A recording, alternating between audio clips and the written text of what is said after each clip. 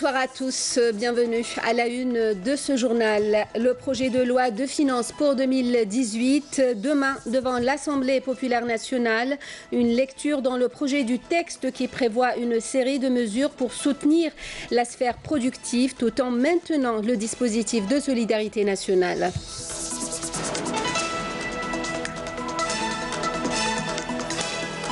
La journée de la jeunesse africaine célébrée à Alger, El Hadi Ould Ali met en exergue à l'ouverture tout l'intérêt accordé par les plus hautes autorités du pays à la jeunesse à travers les différents plans de développement.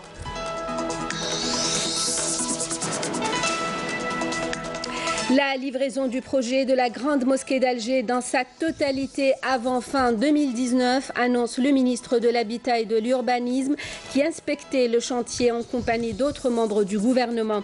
Le projet est entré dans sa phase d'ornement et de décoration.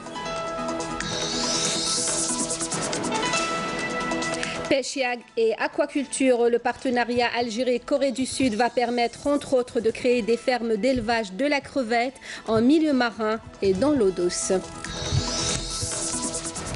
Avant de développer 6 titres de l'actualité, ce message du président de la République, Abdelaziz Bouteflika, à son homologue angolais, un message de félicitations à l'occasion du 42e anniversaire de l'indépendance de ce pays, dans lequel il lui a réitéré sa ferme volonté de continuer à œuvrer au renforcement et à la diversification de la coopération entre l'Algérie et l'Angola.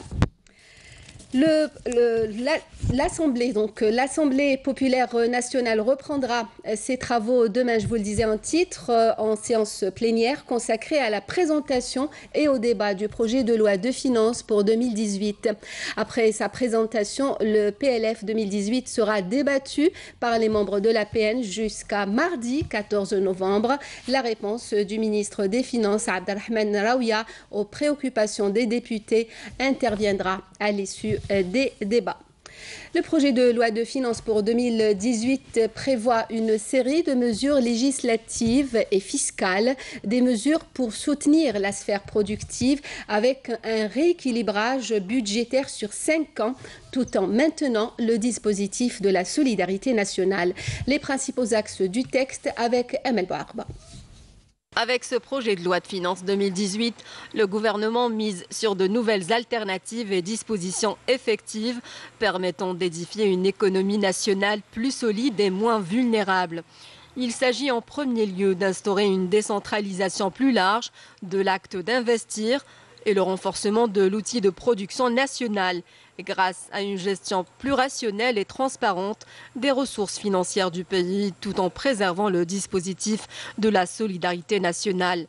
Et pour faire face à la crise que traverse le pays, le gouvernement a opté pour le financement non conventionnel en écartant tout recours à l'endettement extérieur, ce qui permettra de combler le déficit et de poursuivre les programmes de développement. Sur le plan budgétaire, le texte prévoit des dépenses globales de 8 628 milliards de dinars et des recettes de l'ordre de 6 521 milliards de dinars, ce qui représente un déficit global du trésor public de près de 9% du produit intérieur. Il est question ainsi de réduire de 7 milliards de dinars le budget de fonctionnement. Pour sa part, le budget d'équipement bénéficiera d'une augmentation exceptionnelle pour atteindre 4 043 milliards de dinars. Concernant la solidarité nationale, le gouvernement table sur une enveloppe budgétaire de 1 760 milliards de dinars alloués aux transferts sociaux, soit une hausse de 8%. Parmi les nouvelles mesures introduites par le gouvernement, l'instauration d'un impôt sur la fortune destiné aux personnes détenant un patrimoine d'une valeur supérieure à 50 millions de dinars. S'agissant du logement public, le Trésor sera autorisé à prendre en charge des intérêts pendant la période de différé et la bonification à hauteur de 100% du taux d'intérêt des prêts accordés dans le cadre des logements à ADL. Il est prévu aussi l'annulation de la TVA des opérations de vente de l'orge et du maïs ainsi que les autres matières destinées à l'alimentation de bétail. Et dans le but d'encourager l'investissement, la production nationale ainsi que la promotion des PME, le texte prévoit plusieurs dispositions et mesures fiscales incitatives. Le projet de loi de finances revoit par ailleurs à la hausse plusieurs taxes pour contrebalancer la chute des recettes fiscales et préserver l'environnement. Ainsi, les prix des carburants seront augmentés et les produits électroménagers énergivores seront également taxés.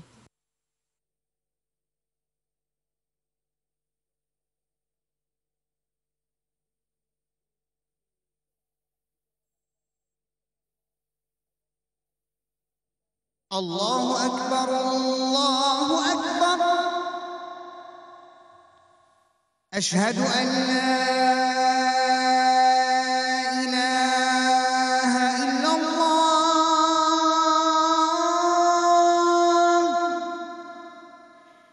Ashhadu an la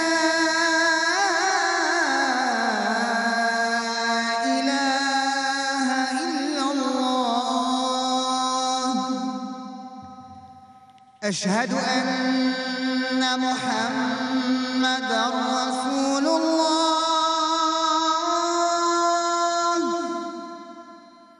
أشهد أن محمدًا رسول الله.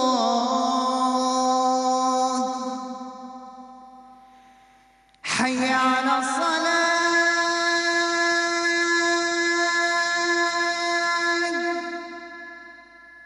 حي على الفلاح.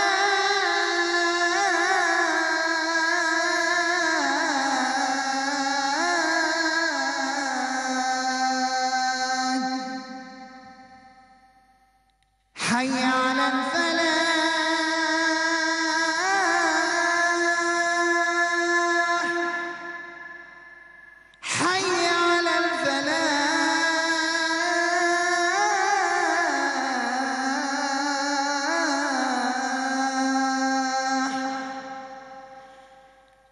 الله أكبر، الله أكبر. لا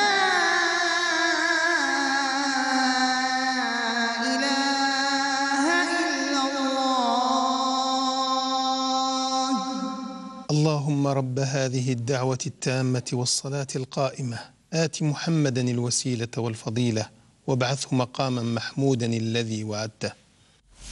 C'était là l'appel à la prière d'Al-Aïcha pour la ville d'Alger et ses environs. La journée de la jeunesse africaine célébrée à Alger par une rencontre en présence de jeunes d'une quarantaine de pays africains.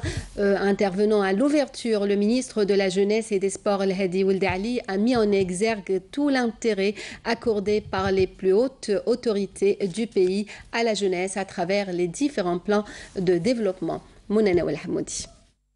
Des représentants de 40 pays africains ont tenu à rendre hommage au président de la République Abdelaziz Bouteflika en reconnaissance à son rôle dans la concrétisation de la stabilité et le développement au niveau du continent africain, et ce à l'occasion de la célébration de la Journée africaine de la jeunesse, une manifestation à laquelle 150 jeunes africains ont pris part.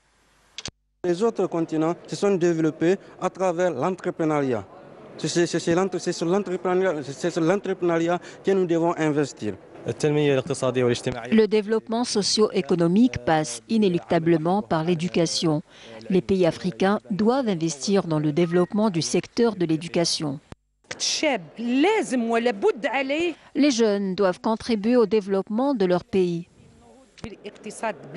Lors de cette journée, le ministre de la Jeunesse et des Sports a mis en exergue tout l'intérêt accordé par l'État à la jeunesse à travers les différents plans de développement, tout en insistant sur la nécessité de profiter de ces occasions pour la réalisation et la concrétisation des projets des jeunes.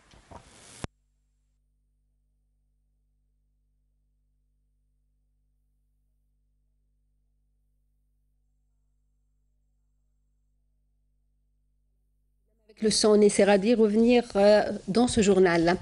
4 ministres sur le chantier de la grande mosquée d'Alger. Le projet qui sera livré dans sa totalité dans 2 ans est entré dans sa deuxième phase, celle des ornements et de la décoration. Badia Amarni.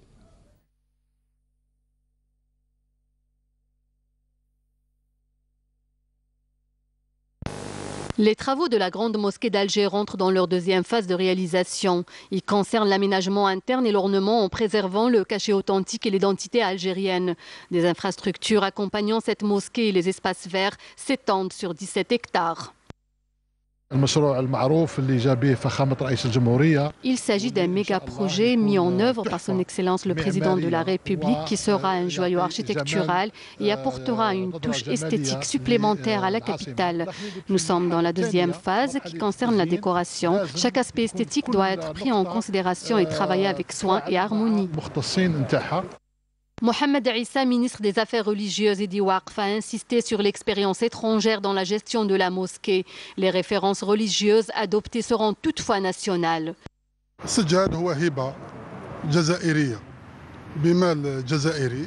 Le tapis est un don algérien avec un bon choix esthétique. Certains disent pourquoi le tapis ne serait pas algérien. Nous sommes prêts à recevoir un tapis si c'est un don. Si c'est un tapis horassien ou sahraoui, nous l'acceptons volontiers et nous l'échangerons d'après les saisons. Je tiens à préciser qu'aucun budget n'a été alloué par l'État pour l'achat d'un tapis et aucun État dans le monde n'a offert de tapis à l'Algérie.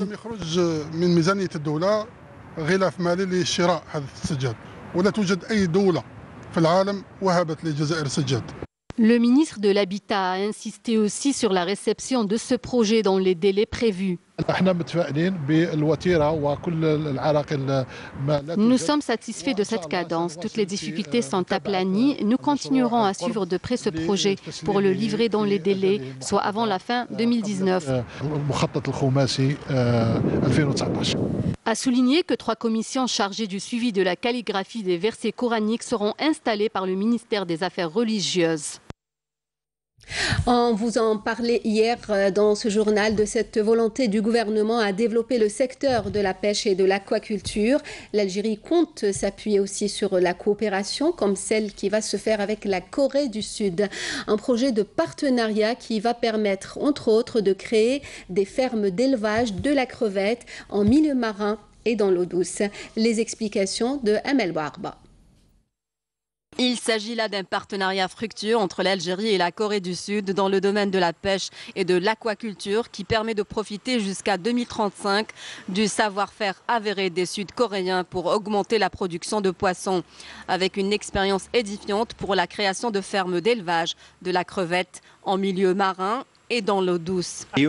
Ce projet de schéma directeur est un document important à la mise en place d'un plan d'action pour le développement des activités de la pêche et de l'aquaculture. Sa mise en œuvre facilitera l'atteinte à court et moyen terme des objectifs ciblés conformément à la stratégie nationale. Nous avons réalisé des fermes d'élevage de poissons en milieu marin à Sligda et dans l'eau douce à Ouergla, destinées à l'élevage de la crevette, dans le cadre de ce partenariat important avec les Sud-Coréens. Ce partenariat porte sur le transfert de technologies dans le domaine de la pêche et de l'aquaculture. Et nous sommes entrés en phase d'élevage de la crevette à Ouergla. Ce transfert de technologie permet aux Algériens de maîtriser les procédés et techniques d'élevage de la crevette et même sa reproduction. Une première puisque les alevins étaient importés jusqu'à un temps récent. Agriculture avec ce gros plan ce soir sur les cultures maraîchères à Terga dans la wilaya de Ain Timoshent, une spécialité de cette région en toute saison. Jezia Bayou. L'automne à Ain Timoshent est considéré comme étant la période idéale pour l'agriculture hors saison, notamment dans la région de Terga où la culture des légumes bat son plein, à l'image de cette exploitation agricole où l'on s'apprête à récolter la production de tomates. En cette période d'automne, nous récoltons les tomates que nous produisons aussi au printemps et en été. Pour cette année, la production de tomates est un peu faible. Le problème réside dans l'inefficacité des pesticides qui sont chers, ce qui nécessite un grand soutien des pouvoirs publics.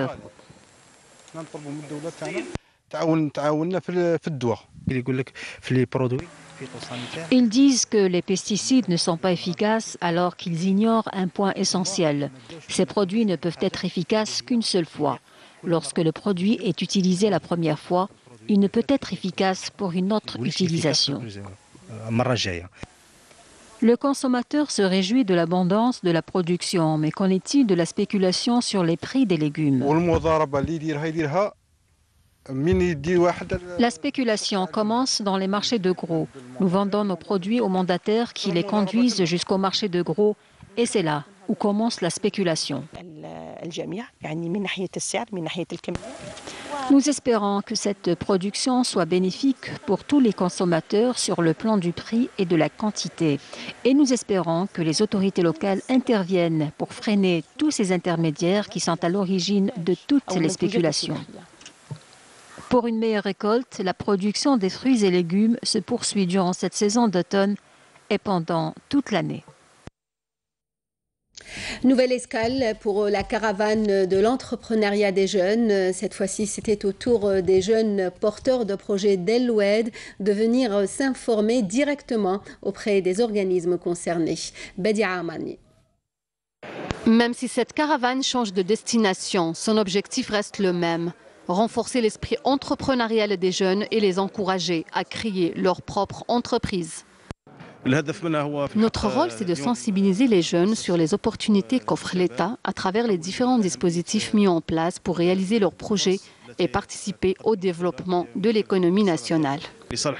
Les cadres à charge de cette caravane, en collaboration avec leurs partenaires, veillent à travers les expositions et les rencontres à la sensibilisation et l'orientation des jeunes pour les encourager à se lancer dans le monde de l'entrepreneuriat, mais pas que.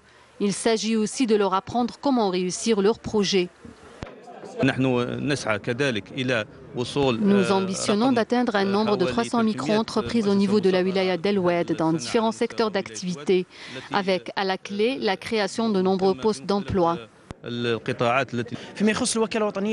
L'Agence nationale de l'emploi, ANEM, accompagne tous les demandeurs d'emploi désirant créer des micro-entreprises en mettant à leur disposition de la main-d'œuvre qualifiée. Des jeunes diplômés des universités et des instituts de formation se sont déplacés pour s'informer des différents dispositifs proposés. Je suis venu dans cette exposition pour chercher des opportunités de travail et réaliser mes rêves. Je n'ai pas étudié pour rien. J'essaierai de trouver une occasion de travail pour mettre en œuvre les connaissances acquises. Nous sommes des étudiants universitaires. Nous allons bientôt finir notre cursus. Nous sommes venus chercher des opportunités de travail.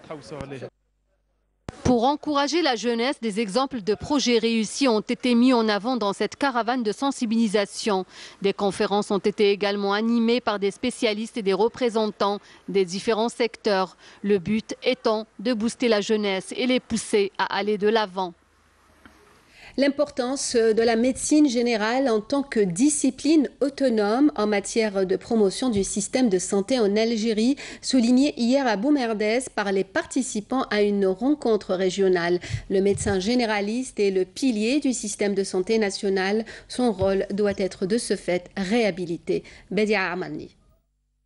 Ce colloque a pour objectif de mettre en avant le rôle du médecin généraliste dans le système de la santé, puisqu'il est considéré la pierre angulaire dans le diagnostic de l'état du patient avant de l'orienter vers le spécialiste pour son traitement. Le médecin généraliste a un rôle très important à jouer dans la prise en charge du malade. Aussi, nous insistons sur sa formation et sa mise à niveau pour accomplir à bien sa mission. Le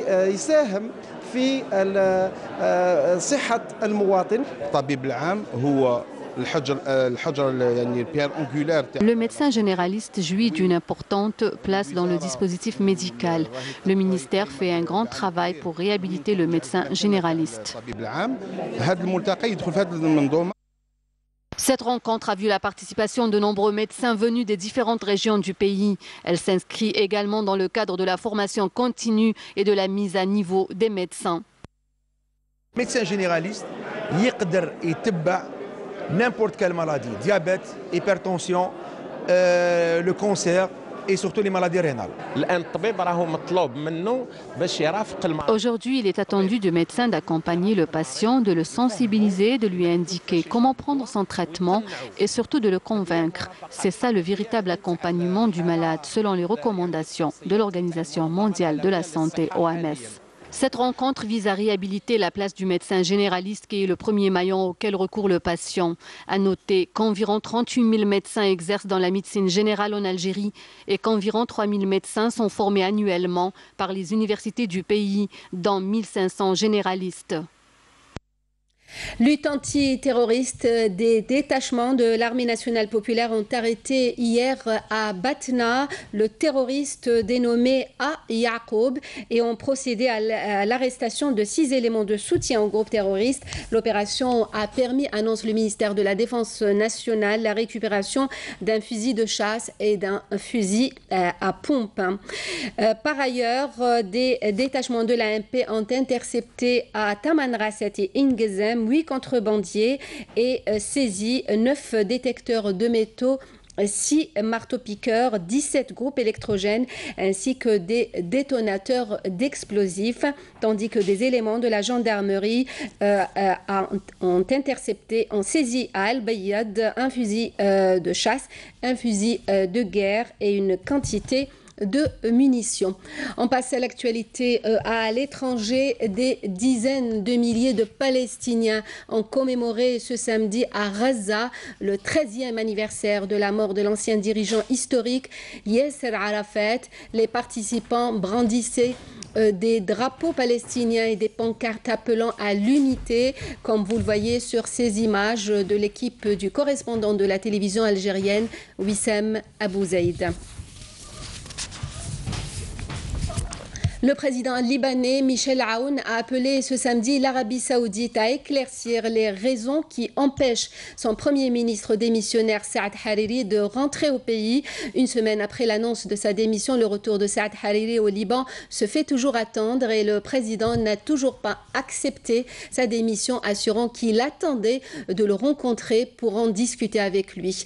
Toute position ou mesure qu'il a pu prendre et qui lui sont imputées sont le résultat de la situation ambiguë et trouble qu'il est en train de vivre en Arabie saoudite et ne peuvent pas être prises en considération, a indiqué le président libanais. Dans ce contexte, le secrétaire général de l'ONU, Antonio Guterres, a fait part hier de sa grande inquiétude face à la crise politique au Liban, assurant multiplier les contacts pour éviter une escalade aux conséquences tragiques. L'armée syrienne repousse une attaque terroriste près de la centrale électrique de Hama. Les terroristes appuyés de blindés sont arrivés de la province d'Idleb qu'elles ont subi. Les troupes gouvernementales ont réussi à arrêter leur avancée.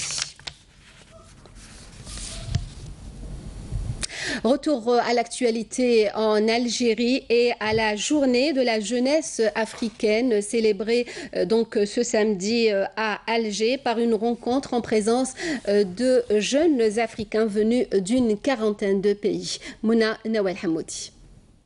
Des représentants de 40 pays africains ont tenu à rendre hommage au président de la République Abdelaziz Bouteflika en reconnaissance à son rôle dans la concrétisation de la stabilité et le développement au niveau du continent africain, et ce à l'occasion de la célébration de la Journée africaine de la jeunesse, une manifestation à laquelle 150 jeunes africains ont pris part.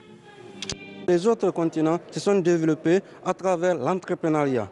C'est sur l'entrepreneuriat que nous devons investir. Le développement socio-économique passe inéluctablement par l'éducation.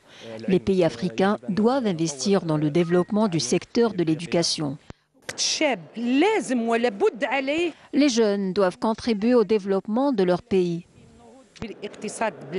Lors de cette journée, le ministre de la Jeunesse et des Sports a mis en exergue tout l'intérêt accordé par l'État à la jeunesse à travers les différents plans de développement, tout en insistant sur la nécessité de profiter de ces occasions pour la réalisation et la concrétisation des projets des jeunes. La jeunesse est le seul membre qui pourra aider l'Afrique à des niveaux soutenables de développement. Ni ses ressources naturelles, ni son positionnement géographique ne peuvent suffire si ce capital humain et ce levier dynamique qui sont les jeunes ne sont pas mobilisés. Impliqués et responsabilisés à l'importance de sa participation à la vie politique, économique et sociale de leurs pays respectifs. Le choix de cette date par nos frères africains n'a rien de fortuit. Ce choix se veut un hommage et une expression de reconnaissance envers l'Algérie et sa glorieuse révolution, qui s'est appuyée précisément sur sa jeunesse pour se libérer du joug colonial, asseoir les fondements de son développement socio-économique et apporter son soutien, un soutien constant aux causes justes, aux causes de libération à travers le monde. Cette année, c'est la Palestine qui a été choisie comme invitée d'honneur. L'Algérie continue de servir de modèle pour les pays arabes et africains, exactement comme elle l'a fait en accordant son soutien au mouvement de libération dans les pays africains, et ce dans le seul objectif de concrétiser l'unité du continent. La journée de la jeunesse africaine est célébrée chaque année depuis 2006. L'occasion a été mise à profit pour débattre du potentiel démographique en Afrique. On arrive au sport, football, 11e journée du championnat de Ligue 1 Mobilis, 5 matchs joués dans l'après-midi. La palme de la journée revient au leader actuel du championnat, le CS Constantine, qui confirme ses ambitions en allant décrocher les 3 points de la victoire de chez un des sérieux prétendants au sacre final, à savoir l'USM Alger. Les Constantinois ont battu les USMI sur le score de 2 à 1, alors qu'ils étaient menés au score en première mi-temps, 1 but à 0. Dans l'autre affiche de la journée, la JS Kabylie a fait match nul sur son terrain face au CR Belouizdad sur le score de 2 buts partout.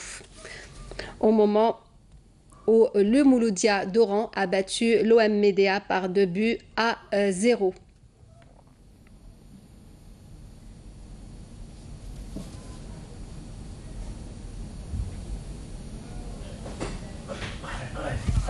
Dans les 2 autres matchs disputés ce samedi, l'entente de Sétif a tenu en échec l'USM Blida 0 partout et l'USM El Harrach a arraché le point du match nul lors de son déplacement à Tadjnent, 1 but partout.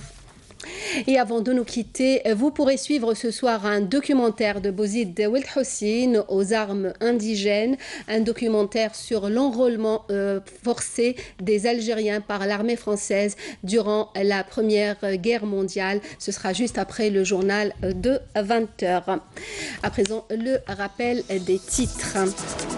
Le projet de loi de finances pour 2018 demain devant l'Assemblée populaire nationale, une lecture dans le projet du texte qui prévoit une série de mesures pour soutenir la sphère productive tout en maintenant le dispositif de solidarité nationale. C'était dans cette édition. La journée de la jeunesse africaine célébrée à Alger, El Hadi Weld Ali met en exergue à l'ouverture tout l'intérêt accordé par les plus hautes autorités du pays à la jeunesse à travers les différents plans de développement.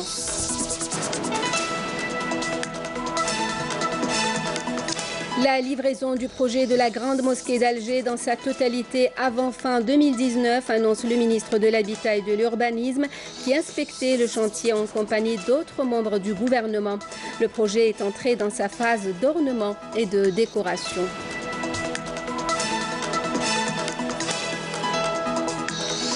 Pêche et aquaculture, le partenariat Algérie-Corée du Sud va permettre entre autres de créer des fermes d'élevage de la crevette en milieu marin et dans l'eau douce.